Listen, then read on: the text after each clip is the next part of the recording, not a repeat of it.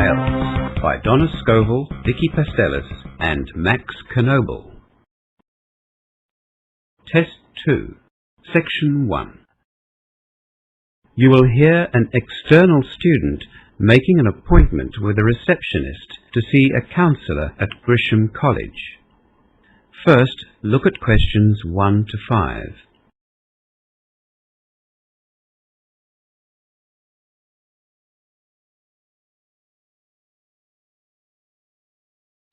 You will see that there is an example already done for you. For this question only, the conversation relating to the example will be played first. I'd like to make an appointment to see a student counsellor. Yes, certainly. Are you a student at the college? Yes. I'm studying linguistics, second year. Right. I'll just get a few details. Jack said that he is in his second year, which means he is a current student, so B is the correct answer. Now we shall begin. You should answer the questions as you listen, because you will not hear the recording a second time.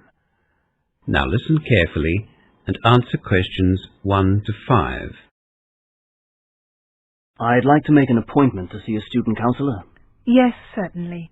Are you a student at the college? Yes. I'm studying linguistics, second year. Right. I'll just get a few details. What's your student number? 027 8804. 027 8804. And there should be 3 letters on the end of that. Oh, yes. Ext. I guess that means external? Yes, that's right. Jack Larissy, is that right? Yes, that's me. What's your date of birth, Jack? 2nd of May, 1979. Are you still living in Malden? No, I moved to Chelmsford last week, actually. What's your new address, then? 17 Roxford Avenue, Chelmsford. Is that ROCKSFORD? Yes, that's right. The postcode for Chelmsford is CM3 94Y. Thanks. What time would you like to have your interview? When are you open?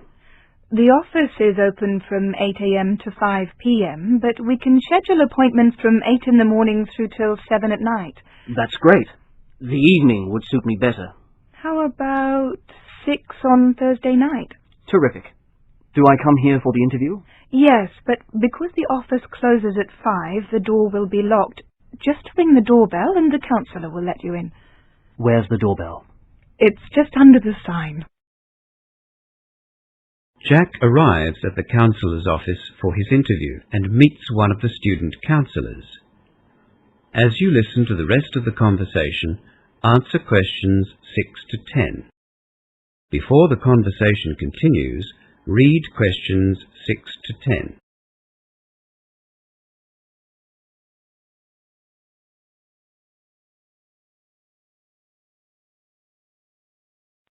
Hi, you must be Jack.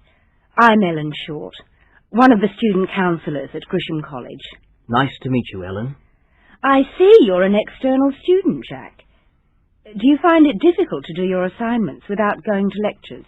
Oh, not really. We get really good study guides that have all the information we need, but we can also contact the lecturers by phone or email. It's been a great course.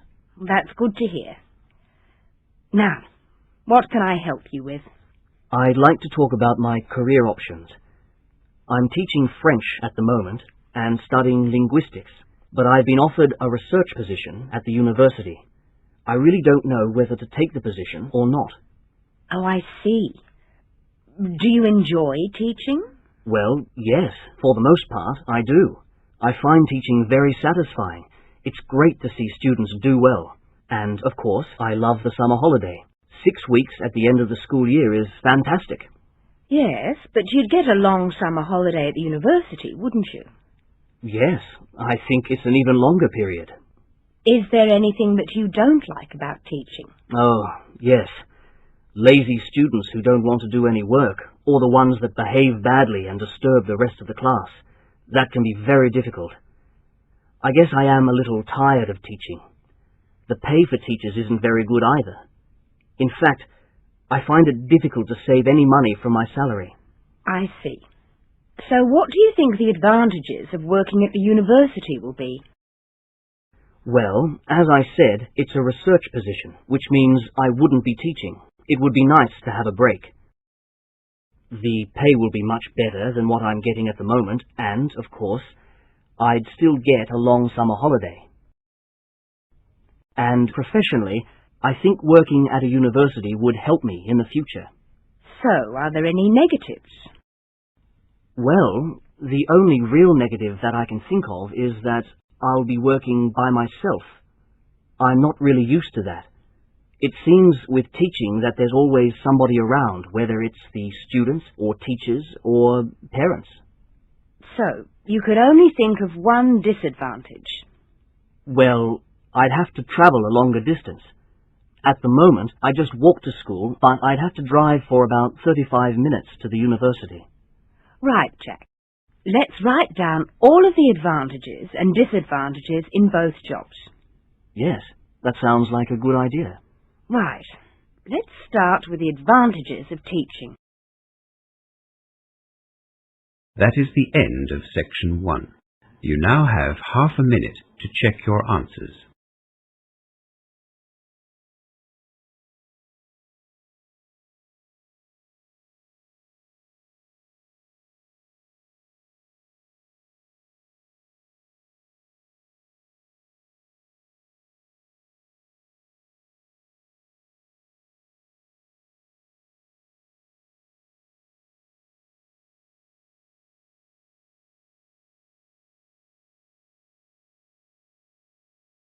Now turn to section 2 of your listening question booklet.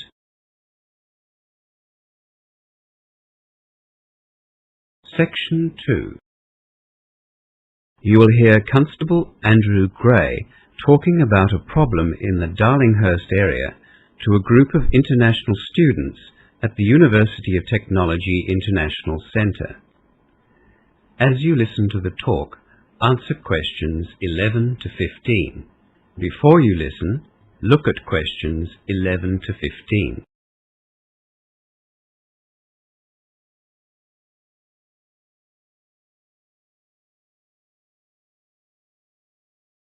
Before I start, I'd like to thank the University of Technology International Centre for allowing me to come and talk to you all this afternoon. The reason for my visit is to outline a problem that female international visitors and students have been having in the Darlinghurst area. For the last month or so, thieves have been targeting the area, snatching handbags and backpacks from unsuspecting women. Now, as you probably know, Darlinghurst is very popular with tourists for shopping and sightseeing, and it's also a popular meeting place for students. There are lots of cafes and coffee shops, and unfortunately, we've had some thieves taking advantage of these conditions. The thieves are young and fit. They grab the bag from the woman's shoulder or out of her hand when she's involved with something else. You know, deep in conversation or window shopping. So they grab the bag and then run away very quickly. By the time the victim realises what's happened, the young man's out of sight and there's little hope of catching him. The victims are always female, and almost always a visitor to the area. When these incidents first started, the victims were always by themselves, but now it seems they're becoming braver and targeting women in groups. Age doesn't seem to matter to the thieves, it's just a matter of opportunity. They look for someone who isn't consciously protecting their bag, and for a place with an easy getaway. You know, not too crowded. We've only had 2 of these bag snatchers almost caught when the victims chased after them. Unfortunately, on both occasions, as soon as the women reached the thief, he threw the bag right at them, and then escaped. One woman was hurt quite badly. They really are brazen. We don't encourage you to chase these thieves. There are many small laneways and streets in Darlinghurst that the thieves can escape into. We just don't know what they're likely to do, and we certainly don't want anyone to get hurt. So, what can you do? Well, unfortunately, not much.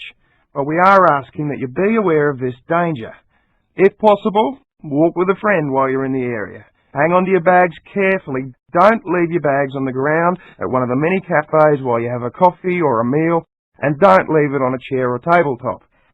In other words, be alert at all times and conscious of your bag while you're in the area. We also caution you about carrying anything too valuable in your bags. Don't, for instance, carry too much cash, and please ensure that you know the details of all of your credit cards.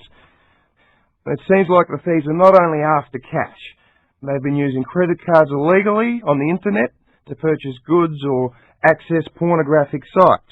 So some of our targets not only lose the cash they have in their bags, but they get a nasty surprise when their credit card bills arrive at the end of the month.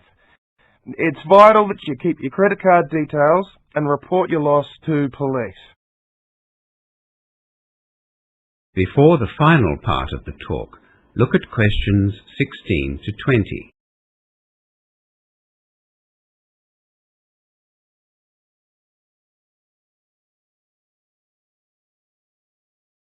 Now you will hear the rest of the talk. Answer questions 16 to 20. If you take these precautions and still get robbed, please contact your nearest police station. You can, of course, come to the Darlinghurst Police Station, but this isn't necessary. The police will need to get certain details, in particular, your name, your contact phone number, and the time that the robbery took place. We'll also ask you for the exact location of the incident. Please take note of the nearest cross street or laneway. A lot of the victims haven't been able to tell us this, but it is vital if we're going to catch these thieves. Or try to remember the name of the nearest shop. We are trying to establish any patterns to the thefts. We will also need a full description of the bag or article that was snatched. Most of the bags are found discarded nearby with the cash and credit cards gone. Obviously, you'll need to cancel your credit cards as a matter of urgency. The only protection you have against being made responsible for illegal use of your credit card is if you report the card stolen before the thieves can use it. We are confident that these thieves will stop their practice if we show that we're aware of their presence and limit their profits. The Darlinghurst Police have some plainclothes female detectives in the area now, and we're sure to catch them. Getting accurate locations of these incidents is vital. It's not our intention to frighten any of you, but we do want you to be aware of the problem and hopefully avoid any trouble.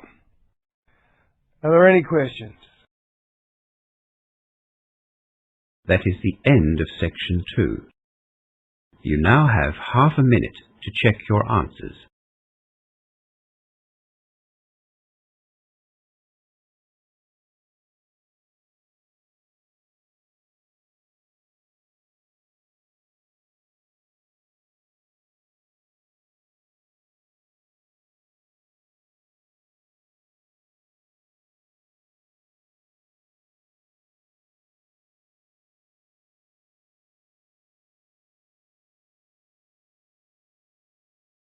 Now turn to section 3 of your listening question booklet.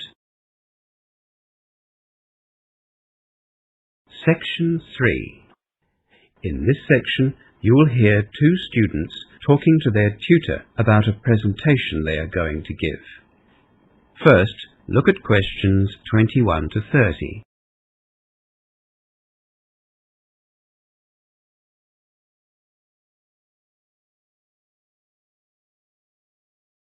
Now listen to the discussion and answer questions 21 to 30. Jane and Rick, nice to see you both.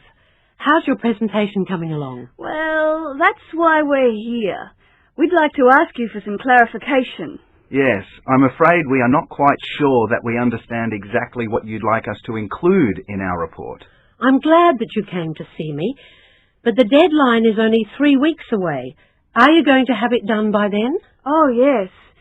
We think we've done most of the time-consuming work. We just have to pull the information from the survey together and present it in the right format. That's good to hear. Collating is the fun part. Did you follow the steps I outlined in the questionnaire survey? Yes.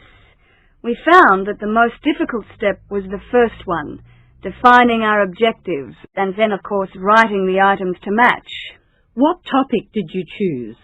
we decided to survey international students about their experiences and the challenges that they faced when they first came to Australia. Right. That's a very broad topic to survey. We found that out the hard way. We sure did. But we are happy with our work, aren't we, Jane? Yes, so far. Yes, so far. We handed out almost 400 surveys to international students, not all from Longholm either. We sent 150 to the Western Australian Education Department in Perth and 120 to Griffin Technical College in Melbourne. I'm pleased to hear that you didn't restrict the survey to Longholm. No, we wanted to find out the responses from a range of international students in Australia, as opposed to the experiences at one tertiary institution only. We chose a technical college as well as a university campus and a high school. That gave us access to students of different ages and different disciplines. So, how many respondents did you get? Well, in our trial of the survey, we received 44 out of the 50 surveys. That's 88%.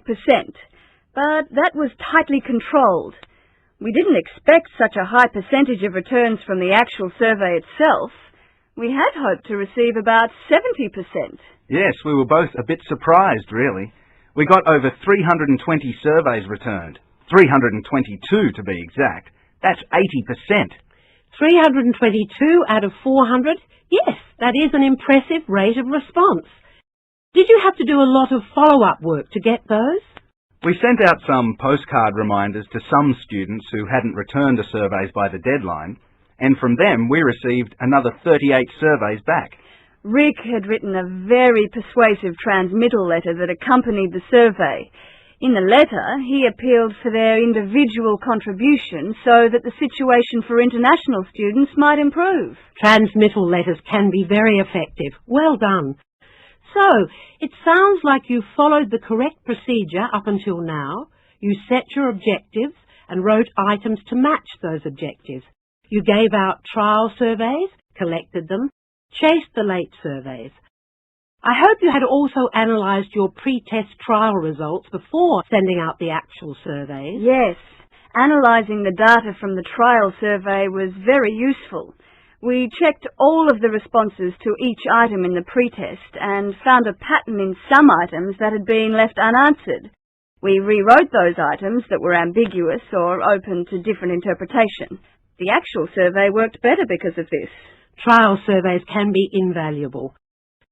So, you sent out your transmittal letters with the survey and got a high percentage of responses.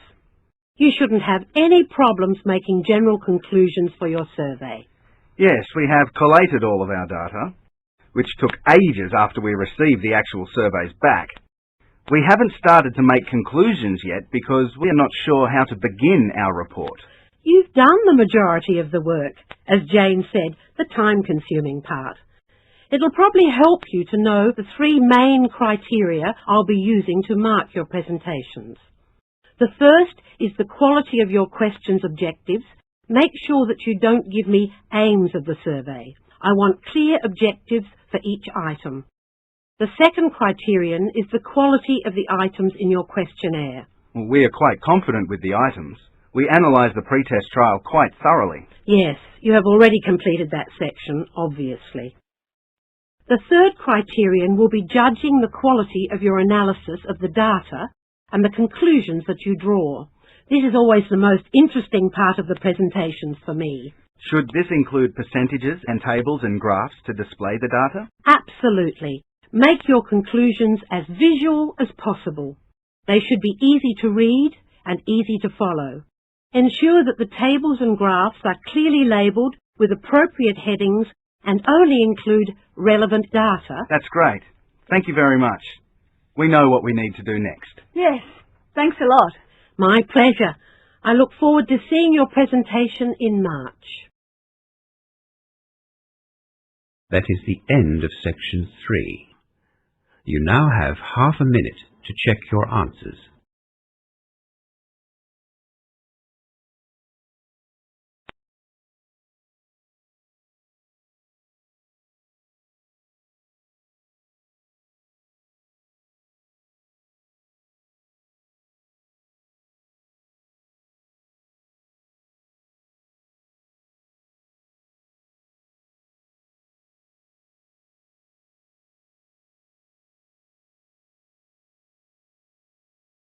Now turn to section 4 of your listening question booklet.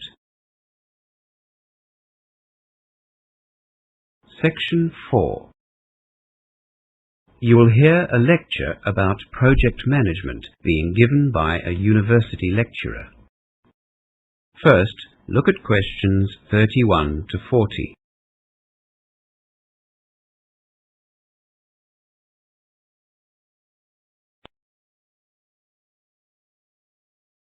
Now listen to the lecture and answer questions 31 to 40.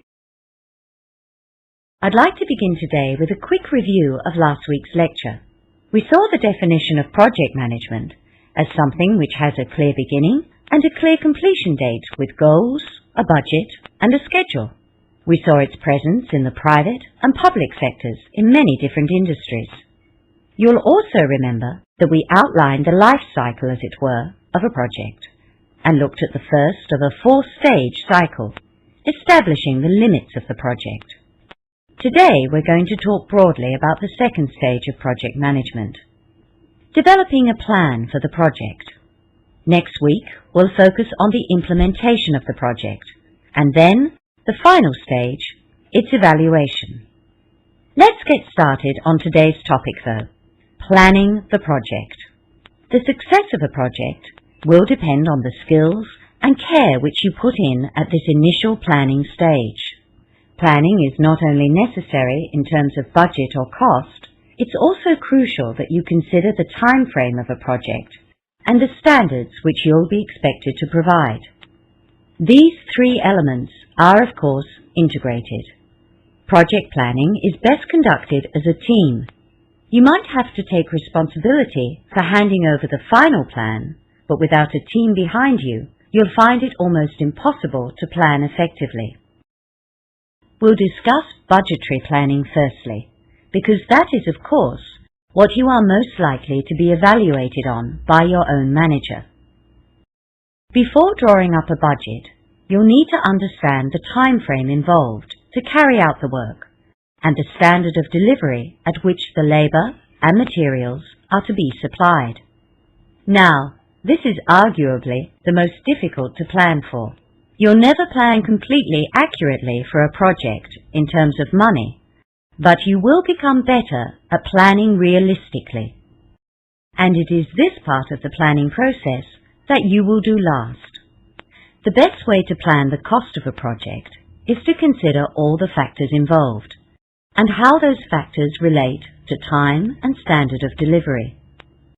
Write these down on a spreadsheet format and begin the task of costing and estimating. The company that you're employed by will always have their own systems in place for doing this. They will also indicate the kind of profit they are looking for, usually in percentage terms. The second stage of planning is the allocation of time to a project, and for this you'll have to canvass others for help.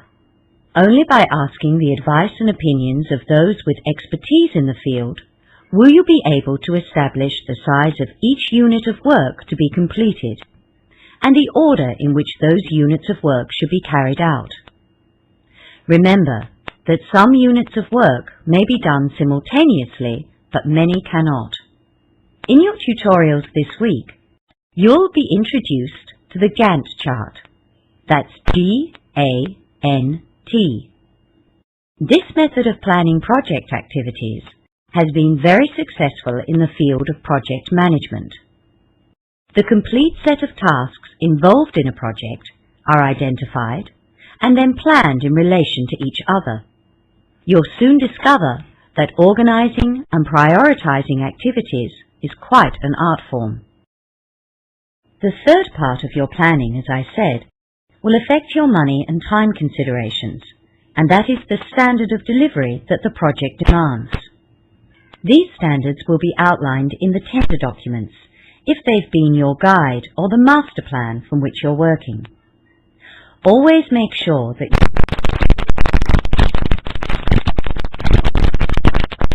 for every unit of work that is to be completed, you'll have to write specifications. They are detailed descriptions outlining specific standards of quality in materials and labour. If these specifications are not carefully written and then complied with, the project is unlikely to be successful. These specifications will be referred to many times once the project is underway. You will also have to deal with a quality assurance manager at this stage, who will advise you on the standards which need to be met.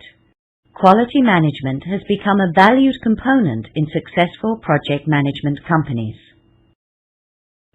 I've provided you with an outline of the planning process for project management, but you'll be looking at these three elements in more depth in your tutorials this week.